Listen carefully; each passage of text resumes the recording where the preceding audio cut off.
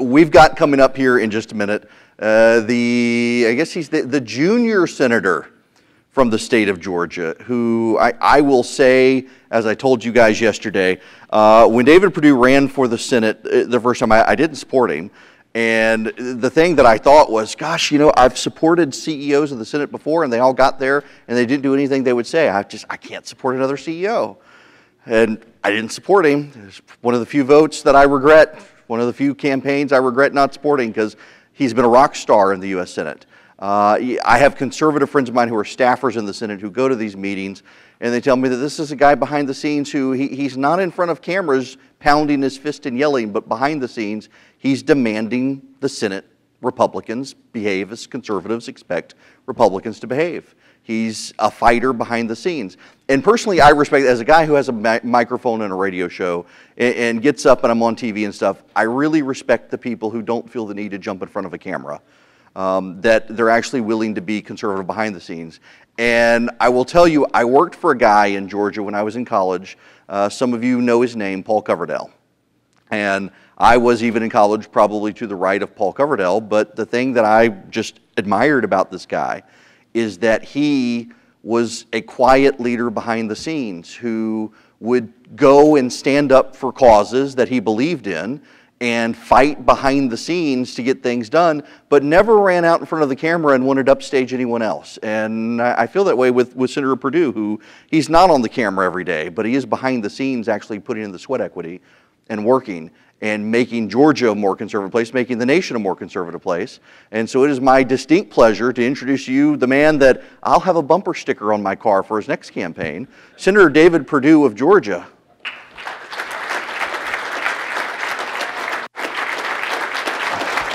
Good morning. Erick, it's nice to meet you, man. How are you? Good, how are you? Have a seat. By the way, he wasn't even in the room when I did my introduction, so I won't relive it, but you can watch the tape. Now, be careful, because this table wobbles, and Greg Abbott got baptized yesterday when his bottle of water fell over on him. Thank you for coming. No, I'm glad to be here. Honored. So I was telling the crowd before you got in the room, I didn't support you in 2010, and I was deeply worried about you having been a CEO, having supported some of those types in the past, and you have proven me wrong every inch of the way. That all the conservative staff friends I have in D.C. say, you don't run in front of the camera, you go behind the scenes and push Senate Republicans to be conservative. Well, when I ran in 14, I just felt like that the country was headed in the wrong direction. I mean, I'd been in business for over 40 years. And, I was really troubled. I watched the debt growing under both parties. I watched the rise of the career politicians during my career. And I was really troubled. So I said, well, look, I tried to get my cousin to run, who had been governor of Georgia. He said, no, I've done that. He said, I'm not going to do that again. And he's now Secretary of Agriculture. But he convinced me to run, and we did. And thankfully, we won. But, it was so understandable. And I tell people all the time, Erick, I have no memory past the election day. I mean, I really don't. I have so many friends now on both sides that are just want one thing, and that is to change the direction of the country. And we're in the middle of doing that. Well, you say that, and there is this deep cynicism. I know you get it in Georgia. I hear it on my radio show. And we've gotten it here, this deep cynicism that there seems to be a strain within the Republican leadership in Washington that goes in front of the cameras and says, we're going to do this. And then behind the scenes never seems to really want to fight for it. Well, I'll tell you right now, there is non-alignment in the Republican Party in the United States Senate. And I'll just tell you that straight up. I'm an outsider of this process. You watch that. And it was easy to doubt that. I mean, frankly, we're so ingrained to see people. We want to see what they've done in office, obviously, to predict what they're going to do in office. And so we have given rise to the career politician. But I have to tell you, Erick, this is the most humbling thing I've ever done. I mean, and it happens every day. You can be humbled every day. There's so many opportunities being humbled in the United States Senate today. But I remember going in to be sworn in, and I take this very seriously. I was nervous, and the procedure is you're escorted down the floor of the Senate by the sitting senator who's your senior senator and then the predecessor. So the two guys were there. My wife was standing there, and I'm nervous, and the weight of the moment has hit me. And I looked over at my wife, and she's not going to go down, but they were about to go in, and I said, in your wildest dream, did you ever imagine that we'd be standing here going into the United States Senate and about to be sworn in? And she looked up at me, she put her hand on her hip and said, well, first of all, you need to get over yourself. This is a true story. And about that time, they call my name, the door's open, and I'm walking on the floor, just about to walk on the floor in the Senate, and she squeezes my hand and says, and by the way, you were never in my wildest dream. So, you know, I will tell you, this is a humbling experience, but the problem, the problem we have is, guys, we don't know who the enemy is. Under George Bush, we added $4 trillion to the debt. You know, under Obama, we really doubled down, and Congress added $10 trillion to the debt. And we have a guy in the White House right now that wants to turn that, but he's having trouble getting his agenda done. But let me be fair. Last year, everything we did, we pretty much did at 51% regulatory work. We did an energy package that was done under reconciliation, and we did a tax package. So regulation, energy, and taxes were what we focused on. I was in the White House 2 weeks after Trump was inaugurated. I'm not in leadership, but it was a leadership meeting. And they're telling the president how they're going to do health care and this and that. And the president said, no, I want to do tax first. They talked him out of that. So we focused on regulation, energy, and taxes. And then this year we did Dodd-Frank. Now, what we did in Dodd-Frank was free up about $2 trillion for small and regional banks in this country. And we're not done yet. But if we could focus on how to get something done without this 60-vote issue, then I can tell you Dodd-Frank would go away tomorrow. And we can talk more about that. Well, and I've been surprised by the number of Democrats in the Senate included who have been willing to walk back, Elizabeth Warren accepted, walk back parts of Dodd-Frank that they all rallied around. Well, we had 4 Democrats. I'm on the banking committee, and we watered it down enough to get 4 votes. We had to get some votes to get it out of the committee, and then you have to take it to the Senate floor, and you have to get 60 votes. And so what we did is, instead of focusing on the big banks that they really are charged up about incorrectly in many ways, but what the most onerous part of Dodd-Frank is what it did to small banks. Small banks never had anything to do with the 08 and 09 crisis. So I'm a new member, I come in and I'm telling people that, and they're saying, oh, well, it all gets wrapped up. And so, no, wait a minute, let's look at the small banks and regional banks. We had $2 trillion stopped up on the small banks' balance sheets. I'm a business guy, I could see that. We also had $2 trillion stuck on the Russell 1000 balance sheets because of over-regulation. And then we had $2 to $3 trillion stuck overseas in this unrepatriated U.S. profits because of our stupid tax laws. And so what we did is we changed that, and now we freed up, this is true, we freed up $6 trillion coming back into the economy. So we got some Democrats to do what was reasonable, and that's to help the small town banks get back into things like home mortgages. They had gotten out of home mortgages because of Dodd-Frank. Now, the rest of Dodd-Frank needs to go away because it created things like the CFPB, which is a rogue agency. It's not under the appropriation process of Congress. I've got a bill in, had it in since the early days to get rid of it. Of course, I put a term limit bill in the first day I was in the Senate, and that didn't go anywhere either. But I firmly believe that we have got to find a way on the Republican side to unite. Look, this fall, and it's not Republican, Democrat, this is about conservative values. And that's why I ran. And that's why a lot of people in Georgia didn't know how deeply I felt about this, because I had been a CEO, and it's easy to put people in boxes, right? Well, I grew up, my first job was in a Head Start program. I grew up on a farm. My mom and dad were school teachers, so I understand the value of being fiscally responsible, having limited government, economic opportunity for everybody, and individual liberty. It's no more complicated than that. That's what we believe in. And yet, in the Republican side, because of the career politician, we've got the lens of Washington looking at every issue, including Donald Trump. Republican leadership actually told Republican senators who were running and re-elect in 2016 to run away from Donald Trump. I would argue we lost Nevada and New Hampshire because of that, and almost lost Wisconsin. And so this is a new day, and I'm afraid that we yet have not gotten behind 100% this agenda that we know is working. This year we need to work on immigration, infrastructure, and trade. And we can talk about trade in a minute too, but I think this president's instincts are really good. I might filter his tweets a little bit, but you know what? Name another president since World War II that's gotten NATO to step up and promise to pay their fair share. You know, Eric, I've worked all over the world, literally in every continent except Antarctica, and I've lived in Asia a couple times. I lived in Europe a couple times. You work in Antarctica right now. No, I feel that way. I think I'm in the belly of the beast. I'm not real sure. But, you know, Ever since World War II, we've been at an unfair disadvantage. It's an unlevel playing field out there. I've seen it. Now, we did it ourselves. Why? After the Marshall Plan in World War II, we invested billions of dollars around the world to help Europe get back on its feet, to help Asia get back up on its feet, and the world did that. And then in the 50s, 60s, 70s, I watched this. I actually participated and saw how this was happening around the world. Our unlevel trading rules were such that if someone wanted to manufacture in a developing country, we'd give them access over here, whether we had access in their country or not. Now, why was that easy to do? Because there was no market over there. Our market was big enough. Our companies were going 3% and 4% a year. They didn't need those markets. Today, China has a middle class that's twice the size of ours, and they're just getting started. They have a 350 million middle class citizens in China. We have 150. So we need equal access. I just got back from 2 trips over there, and we've gotten their attention. So I disagree with the president on tariffs as much as there's so much that he's done that I do agree on. Yeah. It does seem like he is pushing us to have a conversation we've not yet had, even after the fall of the Soviet Union, that so much of post-World War II governmental politics and trade was built on incentivizing dependence on the United States for global stability. Yeah. And perhaps we don't need that anymore. Perhaps it's still to our advantage to have.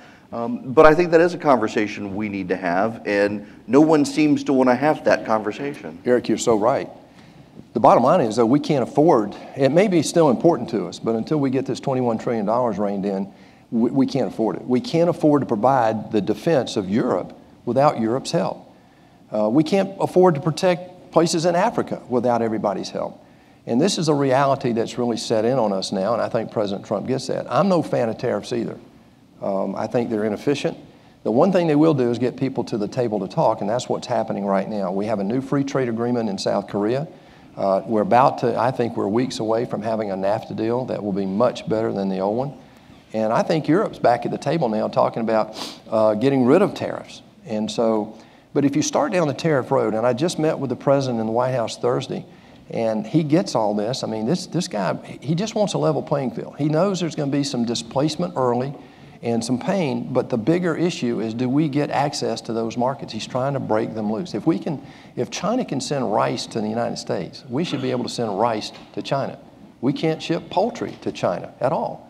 So these are things that he's trying to work on to break through. It's funny, you talk about the White House. I mentioned to a friend of mine in the White House you were coming, and the thing that he said, something I said on stage, is that people in the White House like you because they know you can have a frank conversation with the president, and then you're not going to go show up on TV and tell people what you and the president talked about. Well, you know, as an outsider, as a CEO especially, the last thing I want to do is get in front of a camera.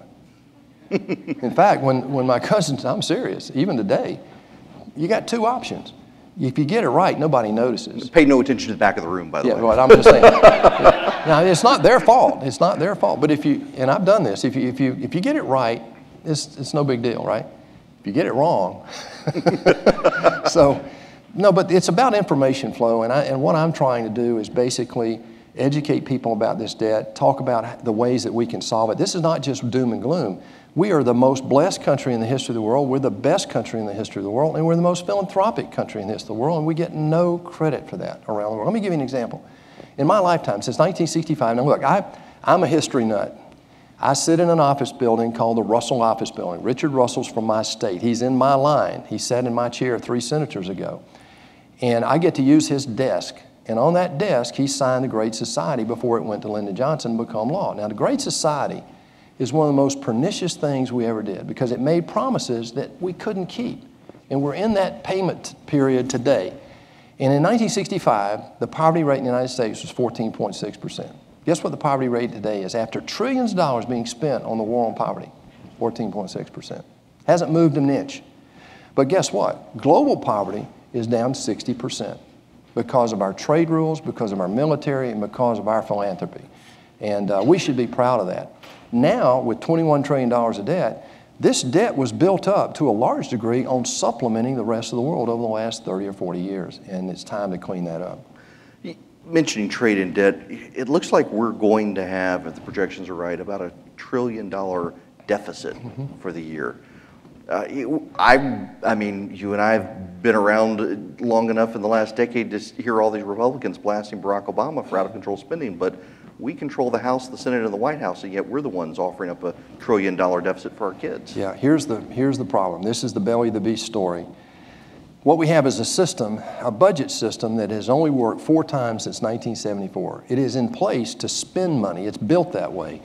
And so when I looked at this thing, I fought like crazy to get on the budget committee, only to find out it really doesn't do anything.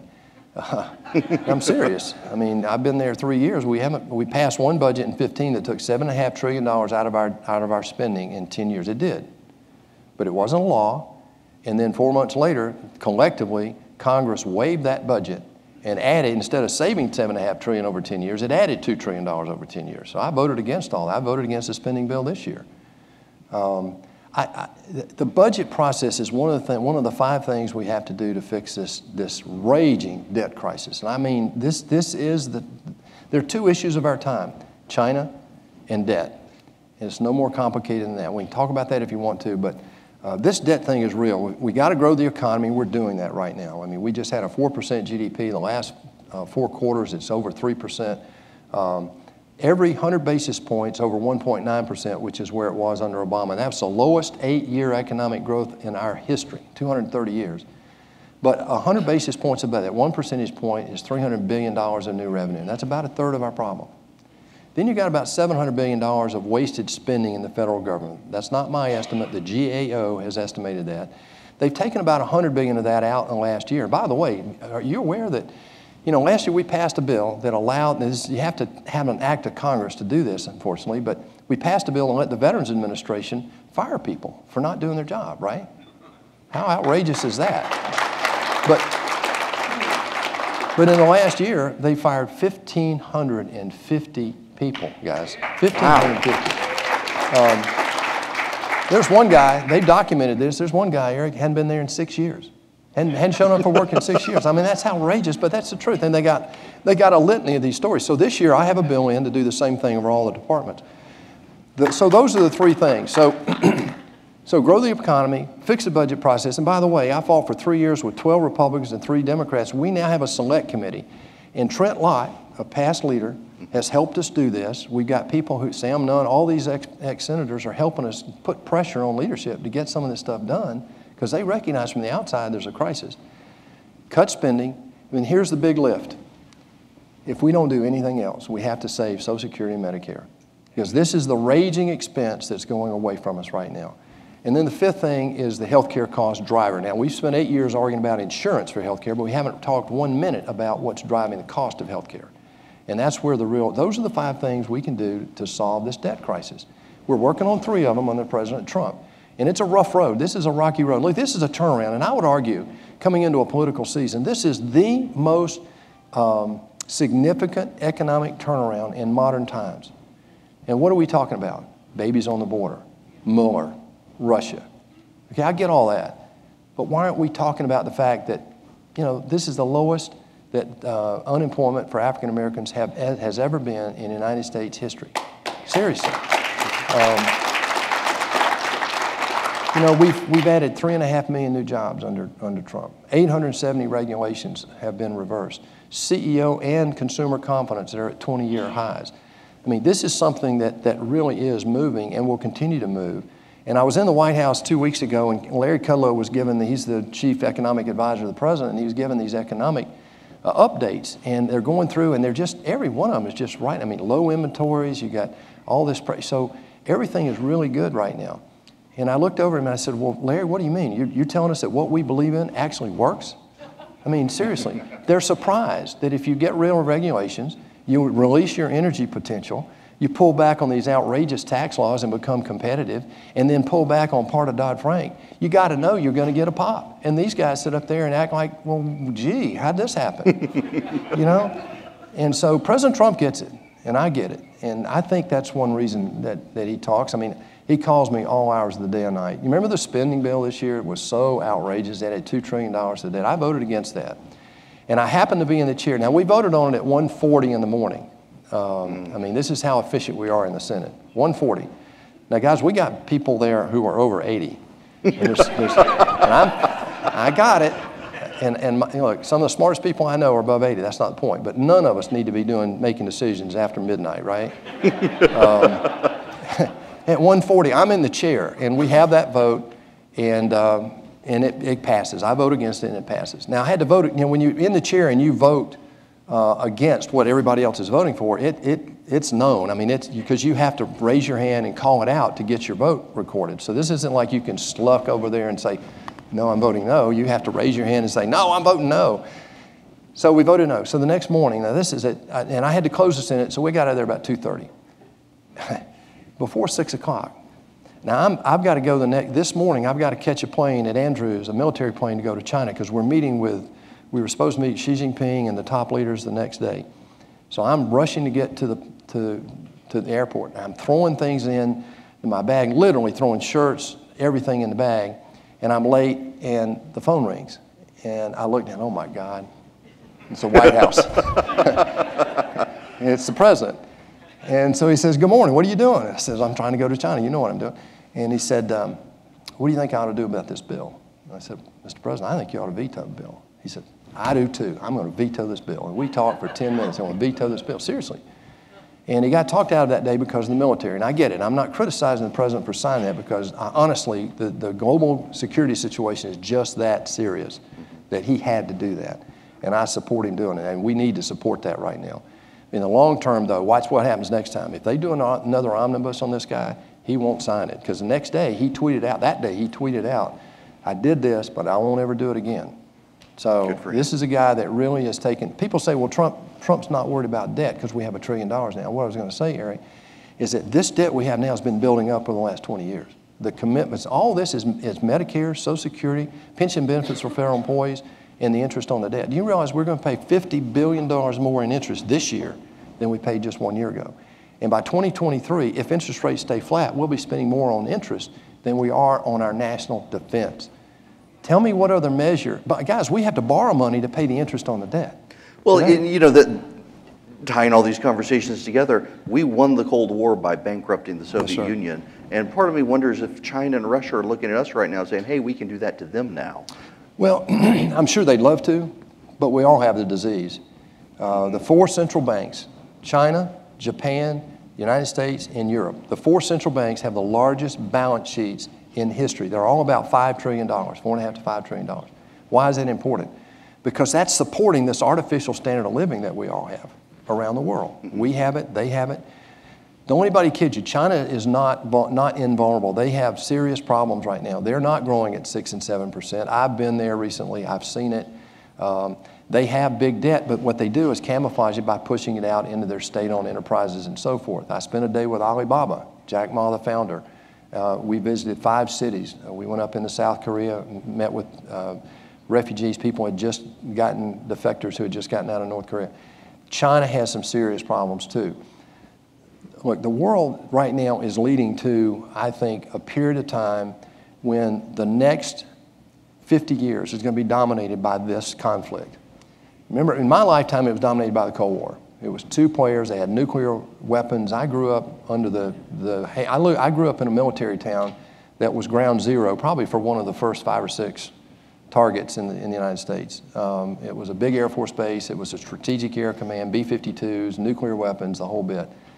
So I was in grammar school, and I remember, the nuclear fire drill, right? Get under your desk and all that. So today, going forward, it's between countries who believe in state control. And this is how serious it is. I'm going to tell you how it affects us already right now today here.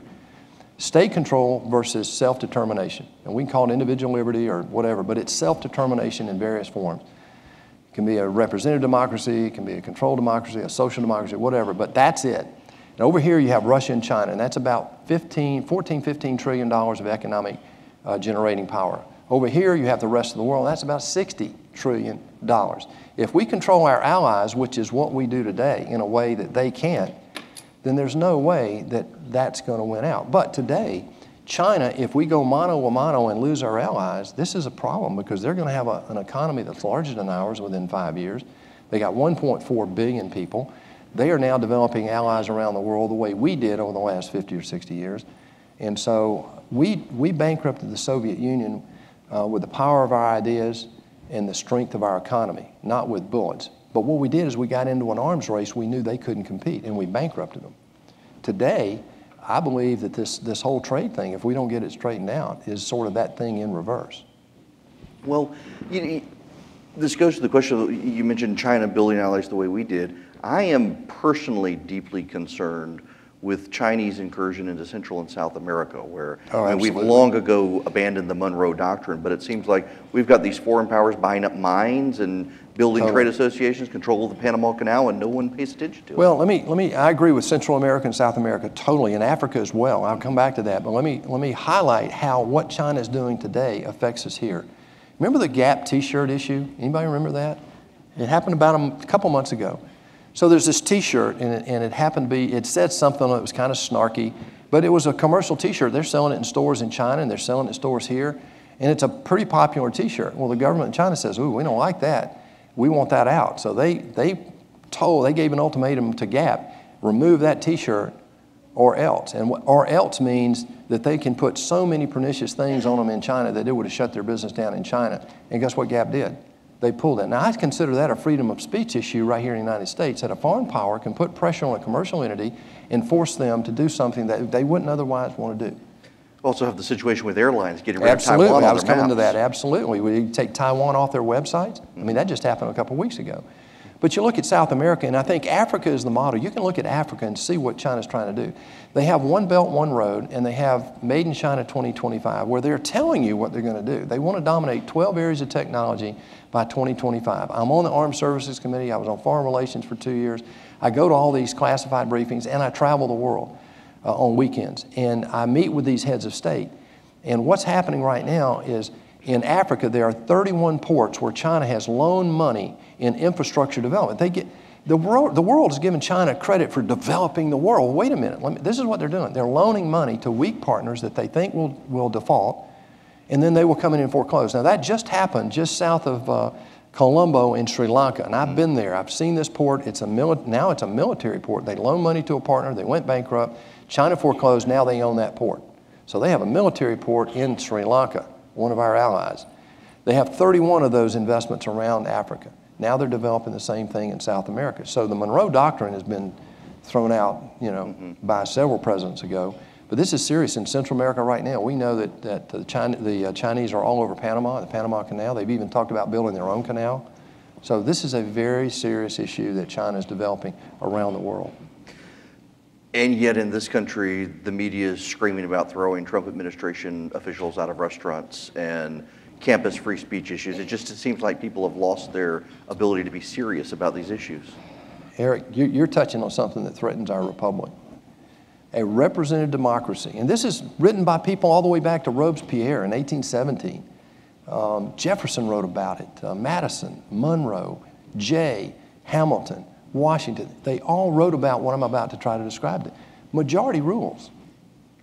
Majority rules. If you don't like it, then get ready for the next election, but don't resist it. So this resist Trump thing is serious, it's well-funded, and it's un-American in my opinion. It's one thing to be against the policies of the people in power. We were that way for 8 years with Barack Obama. I was. I knew we were heading in the wrong direction, and the results proved it. But I wasn't out spending money telling everybody that everything he did was wrong and going around the world telling our allies that America's going to hell. That's what's happening right now. And the other thing is they're blocking the Congress. And this is the thing that I'm working on right now. Barack Obama, and I didn't say this, this is a guy named Jonathan Turley. You've read him. He's a constitutional law expert at George Washington University. He's a Democrat. He voted for Obama twice by his own admission. And he wrote this. He said that Obama has created the greatest constitutional crisis in our history. He said that by shutting the government down with Harry Reid, and they had a supermajority, they did it with a supermajority, they did it with a majority, and they even did it in the minority, and that's what's happening right now today. But if you shut the Congress down by shutting the Senate down, then what that does is let the presidents, through executive orders and regulatory mandates, change the entire direction of the country. And that's what happened under Barack Obama. Most of this wasn't law. It was executive orders and regulatory mandates. And so the next president will come in and potentially do the same thing. So here we go. So they really thought, and I could see it on the floor of the Senate, these guys knew that Hillary was going to be the next president. They just knew there was no way that a guy like Donald Trump would ever get elected. Now, Eric, in Georgia, you know that in my race, I was not a very good candidate. I was an outside guy. I didn't know how to do, we had 17 debates. I mean, and about 4 debates in, I'm whining to my team. I'm saying, I'm not doing this right. I hate this. I'm not doing any more debates. And I know we got 17 scheduled. And they said, David, what's wrong? You were a CEO. I said, I know I was a CEO, but we never had debates. I mean, come on. So, you know, for a party and to have something called resist Trump, I'm sorry, just because they couldn't understand. But this is the Republican disease, too. They don't understand Donald Trump. They don't understand a guy like me. And by the way, you got several running right now for the United States Senate who have backgrounds similar to mine. A guy just won a primary in Tennessee for governor, never run for anything in his life. This is a movement that I hope is coming. And that's the way you know, for 100 years, Congress only met 40, 45 days a year. Did you know that? For over 100 years? It really did. And then they changed, about the same time, they changed the Senate from being appointed to being elected. They changed it to work all the way through Memorial Day and then start back up in Labor Day. And today, we work right up to August, and they take August break. You know, they go back and work in the states. And look, I'm not saying these people don't work. They really do, but not at the priorities. You know, activity does not correlate to results. And that's what you learn in the real world, you know.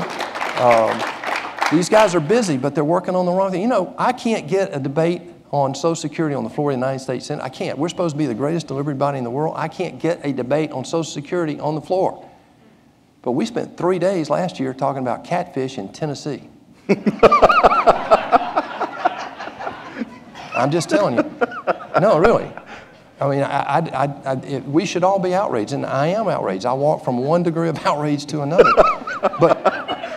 But together, we're making a difference. We, the people who were the disenfranchised, and this is what I think happened, Eric, and I mean, I'm no political, I'm the worst guy to say this, but I observed it and I got elected because of it. I wasn't a good candidate, but I saw one thing. My message was this, and it came from my heart. Washington's broken. If you want different results, you got to send a different type of person up there. It's as simple as that. And so, you know, I believe that the political pendulum swung somewhere between 2010 and 14. And I think this is what Barack Obama did for us. It used to be liberal and conservative, right? On any issue, social issues, financial issues, whatever. Liberal, conservative. And all of a sudden, somewhere in there, we flipped it on its end. And then it became all the people in power in Washington and everybody else. And I was one of the everybody else out here that was disenfranchised and angry. And we were all angry. And what did Trump come in and do? Trump came in and said, he talked about politicians, bureaucrats, and the media. Things that we talk about when we're sitting around at breakfast or at Thanksgiving lunch or whatever. Things that we were upset about. And he touched the nerve, he's still touching it. In Georgia, in Valdosta, Georgia, I think Valdosta has maybe 10,000, 15,000 people, and he pulled together in a football stadium 15,000 people, guys. I mean, just the other night. I mean, last night, actually. I mean, how many people did he pull, you know? So, or 2 nights ago, Thursday night. The nerve is out there, and they want the direction of the country changed, and it's taking some time for the Republican rank and file, let's just say that, to kind of catch up. But here we have an opportunity to bring 6, 7, 8 new senators in to a 50, I'm talking about on the Republican side now. We brought 12 new senators in 2014 in our wave. 12 new Republican senators came to Washington.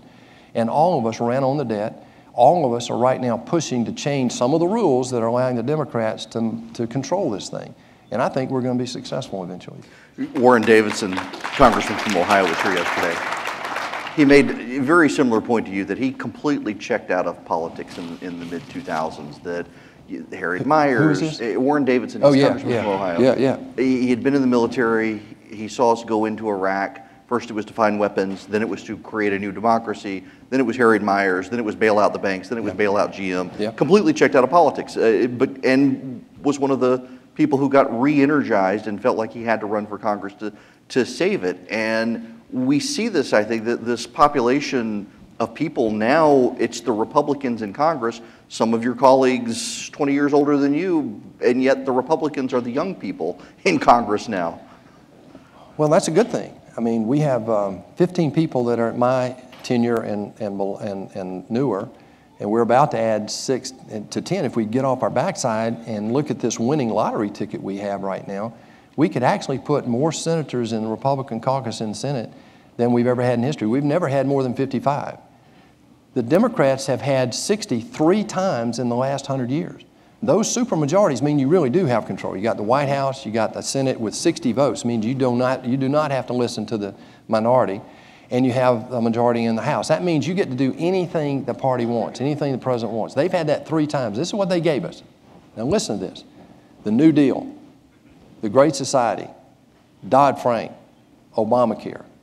Now I'm just a business guy, but I can put at the feet of those 4 things most of the financial catastrophe that we have sitting on our desk right now. And the irony is that ethos, big government, more spending, has all failed. This is the winning lottery ticket we got, guys. If we'd stop talking about babies at the border and start talking about this one issue, we have a 100-year slide towards socialism. And we have a guy in the White House who's trying to turn this, and he has just a little bit. But in a year and a half, we've already demonstrated if you pull back on regulations, you become reasonable on taxes, you unleash your energy, and you get rid of these banking rules that keep us from loaning money, guess what happens? We have economic prosperity. You know, Winston Churchill talked, he's got a million quotes, but one of them, and I can't get it word for word, but he said, you know, the problem with democracy is it's a disparate distribution of prosperity. The problem with socialism, it's a perfect distribution of misery. And that's true. Amen. So when Bernie Sanders says, oh, Medicare for all, it's easy, it's just like free education. A single-payer health care, I've lived under it twice. My son was about to have a child, his first child in England, under a National Health Service. And I can tell you, it bifurcates, it's 2 things. It bifurcates health care delivery so that people with money go to the private doctor, the private hospital, and they get great care. Everybody else gets miserable care, and I can attest to that personally because when I was in it, I didn't have any money, and I know what it was like to have health care in the system. In Brigham and Women's, in a lot of our northern hospitals, a significant percentage of our elective surgeries in our northern hospitals in the United States are on Canadians, single payer. Here's the punchline, though. We collect $2.2 trillion in income tax, federal income tax. That's it, $2.2 trillion. It would cost us $3 trillion to fund a single-payer tax. The guys who talk that have no idea, and they have failed the very people they claim to champion. The Great Society, we talked about the war on poverty, how about the VA? Isn't that a great institution today? How about the Postal Service? Freddie Mac, Fannie Mae, come on. Name one big sweeping program that has worked. Even the U.S. military, $700 billion. I'm on armed services. And I fought like crazy to get this additional money to get our readiness back. But we waste a ton of money in that institution, a ton of money because of the bureaucrats and the bureaucracy. General Mattis is doing it right. We're going to have our first audit of the Defense Department in U.S. history this November, and I fought for that.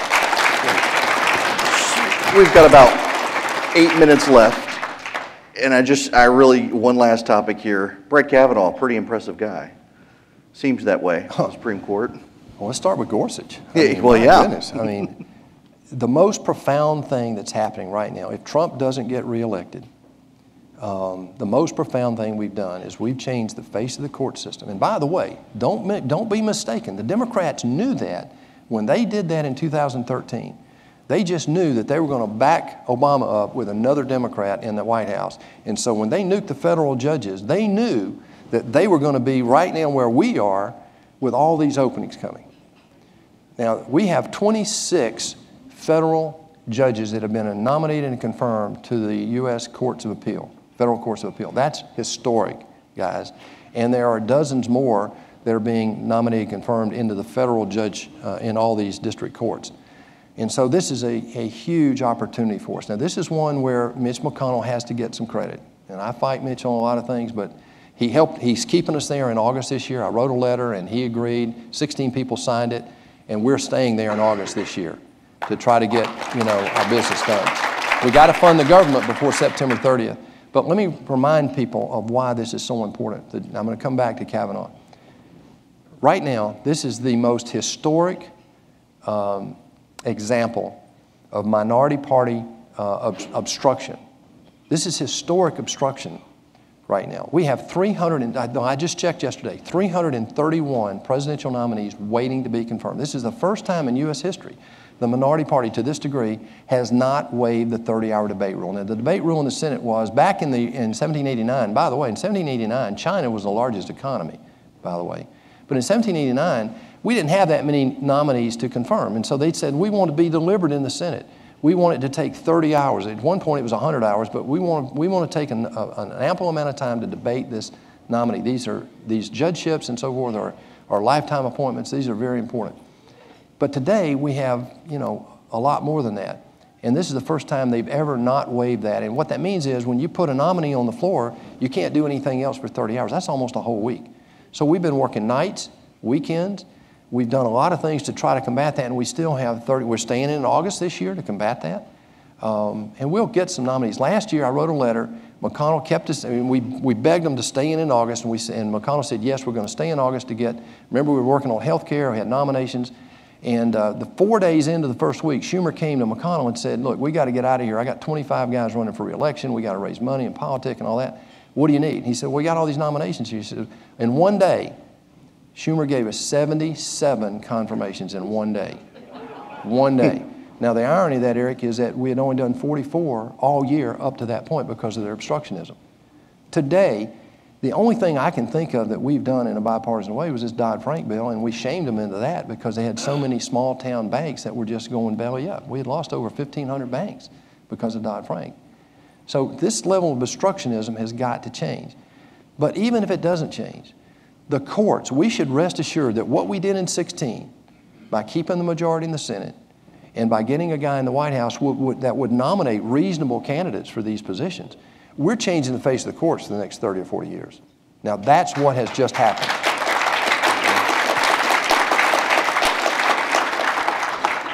Brett Kavanaugh is one of the best candidates. I've met him. I know him.